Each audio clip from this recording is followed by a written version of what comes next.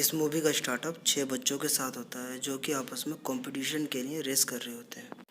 इस मूवी का जो मेन कैरेक्टर है, जो मेन कैरेक्टर की भूमिका निभाती है, वो है पीली।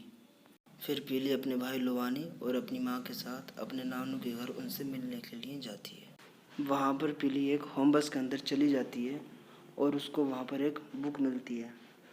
जब पीली उस बुक को खोलती है तो उसमें से एक येलो कलर की रोशनी बाहर आती है, जिसे देखकर पीली और ज़्यादा अट्रैक्ट हो जाती है और बुक को अपने पास रख लेती है। फिर पीली की मुलाकात कैस्पर से होती है। कैस्पर एक लड़का है जो उसके नानू के साथ रहता है। जब पीली उस बुक को समझने की कोशिश करती है पर वो उसको समझ नहीं पाती क्योंकि वो बुक स्पेनिश लैंग्वेज में लिखी होती है। फिर पीली का भाई उसको उस बुक के बारे में बताता है कि वो बुक नाइट मार्चर की ड्राइंग की बुक है।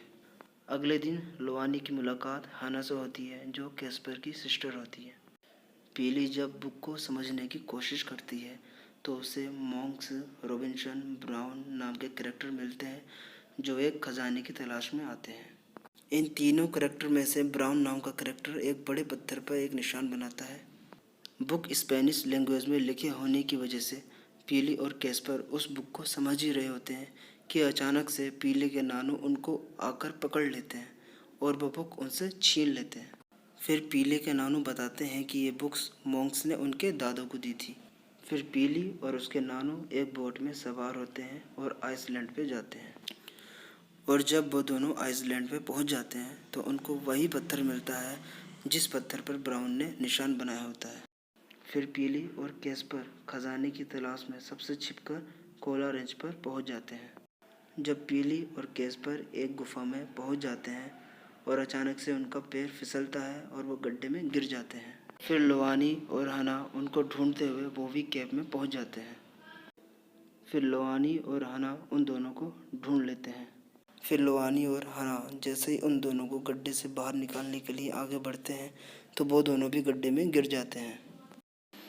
उन चारों को वहाँ पर एक लाश मिलती है जिसकी जेब में एक अंगूठी होती है, जिससे ये अनुमान लगाया जाता है कि यहाँ पर खजाना हो सकता है। जब वो चारों थोड़ा आगे बढ़ते हैं तो उनको वहाँ पर एक लकड़ी का पुल मिलता है और जैसे ही पीली उस पुल पर लकड़ी मारती है तो वो पुल टूट जाता है।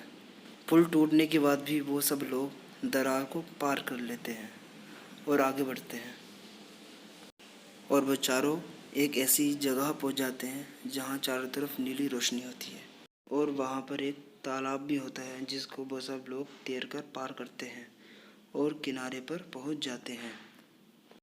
थोड़ी दूर चलने के बाद उन सबको खजाना मिल जाता है और वह सब लोग खजाना देखकर बहुत ज़्यादा खुश हो जाते हैं।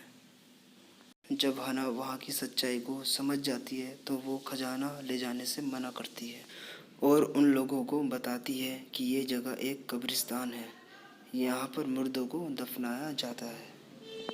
ये बात सुनकर कैस्पर और पीली भी खजाना ले जाने से मना कर देते हैं, पर लोवानी नहीं मानता और वो खजाना भरना स्टार्ट कर देता है। जैसे ही लोवानी खजाना भरना स्टार्ट करता है तो वहाँ चारों तरफ अंधेरा छा जाता है और उस गुफा में चारों तरफ एक नीली रोशनी फैल जाती है। वो सब डरकर वहाँ से भाग जाते हैं और एक वाटरफॉल पर आकर रुक जाते हैं। वो सब लोग बहुत ज़्यादा डर जाते हैं क्योंकि वाटरफॉल की ऊंचाई बहुत ज़्यादा ऊंची होती है और पानी का बहाव भी बहुत ज़्यादा तेज़ होता है। फिर भी हिम्मत करके वो सब लोग पानी में, जो कि ज़्यादा गहरा होता है, उसमें कूद जाते हैं। फिर पीली की माँ उन सबको ढूंढते हुए जंगल में आ जाती है। पीली की माँ को वहाँ पर एक घर दिखता है और वो सब लोग उस घर में चले जाते हैं क्योंकि उन सब के पीछे निशाचरों की आत्माएं पड़ जाती हैं और लोवानी बहुत ज़्यादा बीमार हो जाता है। निशाचरों की आत्माएं उनको चारों तरफ से घेर लेती हैं।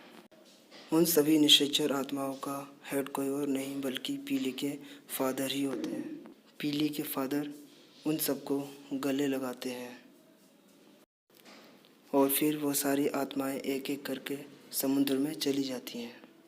फिर पीली के फादर भी उन आत्माओं के साथ समुद्र में चले जाते हैं और फिर पीली अपने भाई और अपनी माँ के साथ अपने नाना के घर पहुंच जाते हैं और फिर पीली अपने भाई और अपने माँ के साथ अपने नाना के घर ही रुक जाती है वो ब्रुकलिन नहीं जाते। फिर यहाँ पर इस मूवी का एंड हो जाता है।